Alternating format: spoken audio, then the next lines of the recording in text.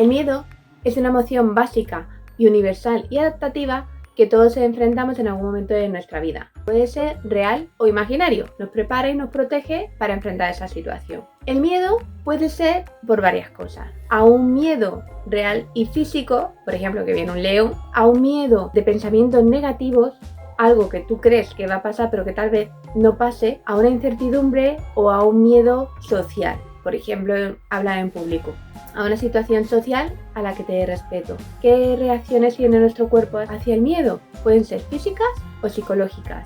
Físicas: aceleración del ritmo cardíaco, aceleración en la respiración, sudoración, etc. Psicológicas: sensación de ansiedad, sensación de peligro, preocupación. ¿Cuál es su función? Primero, la de protegernos ante un peligro. Si tú no le tienes miedo al león, no huye, entonces te come.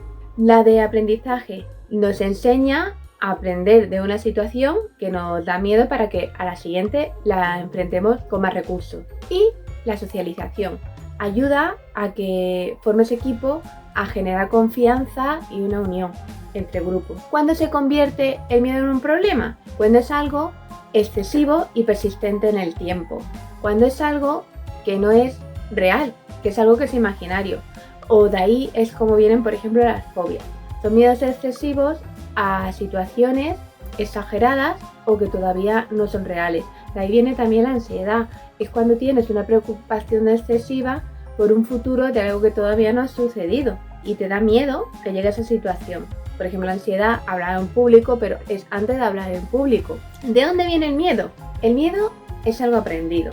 Uno de los primeros conductistas, que fue John Watson, hizo un experimento con niños para ver el condicionamiento clásico del miedo.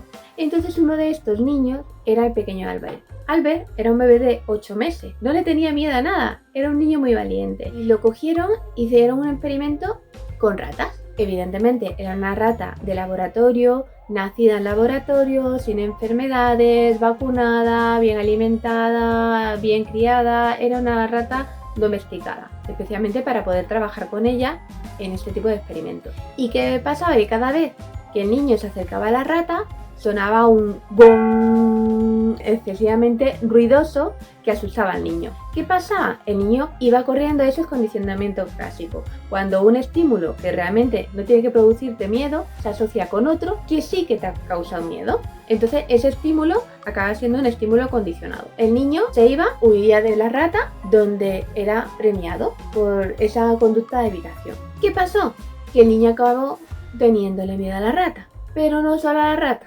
Le metieron tanto miedo que ya le tenía miedo a todas las cosas con pelo. Le tenía miedo ya a los conejos, a los abrigos de pieles, a las máscaras, a los peluches, a todo ya. Acabó cogiéndole miedo a todo que se asemejara a esa rata con la que le habían producido el miedo.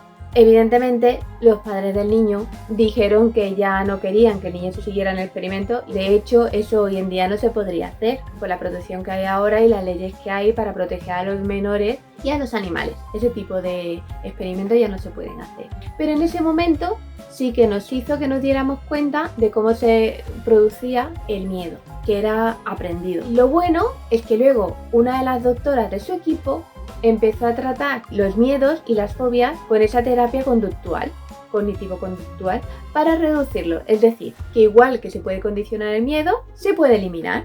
Así que ¿para qué nos ayudó? Pues para eso. El conductismo hoy en día se utiliza para eliminar conductas indeseadas, para estudiar cómo aprendemos, diseñar entornos de aprendizaje efectivos. Este es mi vídeo por Halloween, hablando sobre el miedo. Espero que hayáis aprendido algo y que sea útil. Hasta la próxima.